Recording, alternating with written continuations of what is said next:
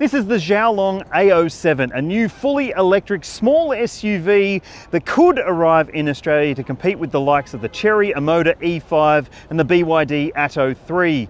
Let's take a look at it in this preview drive, where I will get a very short drive to tell you what I think, and also show you the interior and tell you about what you can expect to pay for a vehicle like this. Let's get to it. Thanks for subscribing.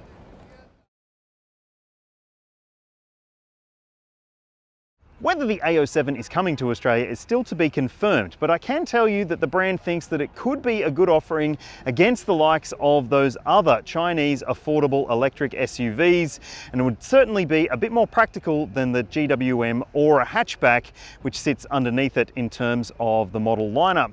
So what do you think it should cost? I think a starting price just under $40,000, depending on the powertrain, might be a really good starting point for this vehicle.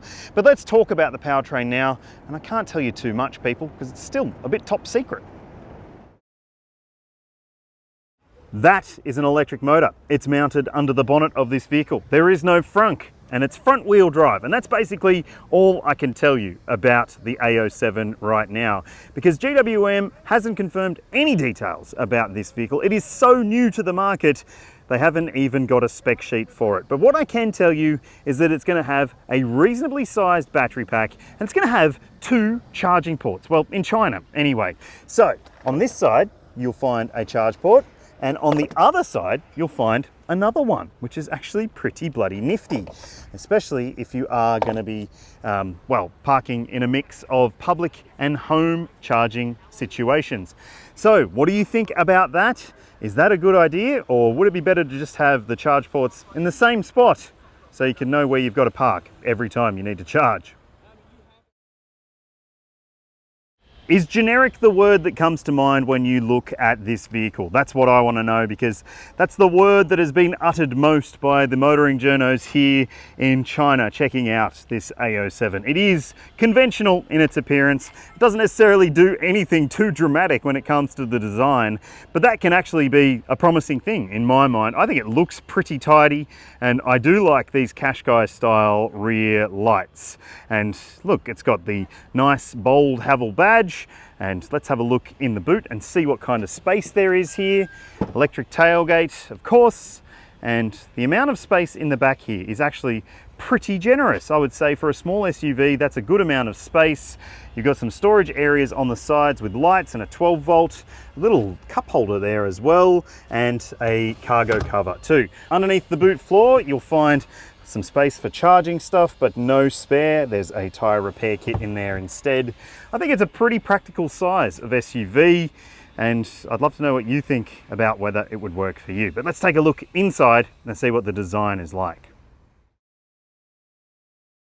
This is a pre-production car, people, so don't go thinking that it's the finished product. But generally, I think the design is not too bad in terms of the interior finishing here. It's a bit of a mix of parts and pieces from different products in the GWM range, and that's no bad thing, because it's got a nice looking steering wheel with some pretty conventional looking controls. Of course, you've got a big digital driver info screen. No head-up display in this particular car. Maybe that'll happen in some other models.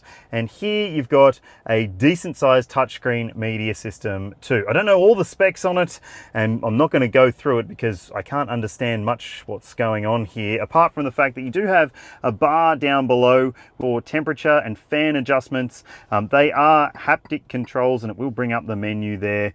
So it's maybe not ideal straight off the bat, because no physical buttons or dials can be frustrating. You do have a bar section down here as well, so you can quickly jump between menus. And honestly, I think it's going to be pretty good in terms of what it offers, but we'll have to wait and see. Now, there's also a 360-degree camera system, which is actually very good in this car. It's a common thing across lots of GWM products. They have pretty good tech when it comes to the cameras. Auto parking as well if you need it or want it. And look, That screen and this screen, pretty conventional, I would say. The lack of buttons could be a frustration for some. No volume dial either, but you do get a wireless phone charger there. A little tray for a second phone, but no charger there. Storage here, it kind of reminds me of the Haval Jolion in terms of the interior finishing and design. And the seats, well, in this car, they are a creamy finish. They're pretty comfy, I've got to say. And the design on the dashboard is largely relatively simple and nice. There's a massive storage section below the center console area as well, where you can see some charge ports, and that's because it has a column shift automatic transmission shifter. And look, I think this is a conventional but maybe not amazing interior design. Now let's check out the backseat space and see what it's like. This car pretty much nails it when it comes to backseat space. That seat is set for my driving position. I'm 6 foot tall. I've got lots of foot room, lots of knee room in here as well, and headroom is also really quite impressive for a vehicle of this size. It's not a big car, but it feels pretty big in the back, and it's broad as well. You've got ISOFIX points and 3 top tethers, and also there's a flip down armrest here with cup holders too, which is nice to see. And yes, it's gone with the trend of just the one directional vent, which is annoying in my opinion, and one USB port too. But yeah, the space pretty good. Amenities pretty good, and the finishing not too bad either. Some rubberized bits at the back here, nice sort of trim elements on the doors, and soft elbow pads too. So should be pretty practical if it comes to Australia. But have your say. Do you think GWM needs a vehicle like this?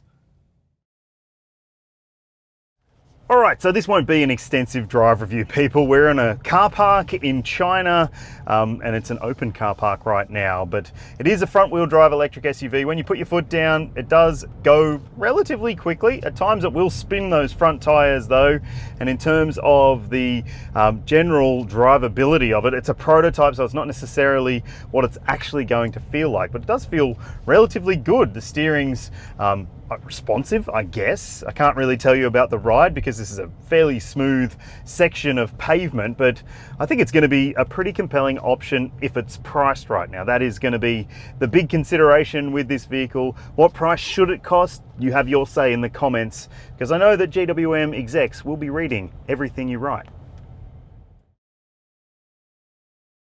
It needs to get a lot of things right for it to be a success story in our market. This A07 will need the right battery specs, the right charging, and the right price. And whether they can achieve all of those things is still to be confirmed, but have your say in the comments. Do you like the look of it? Would you choose it against those rivals? And thanks for watching, and thanks for subscribing. I'll see you when I see you.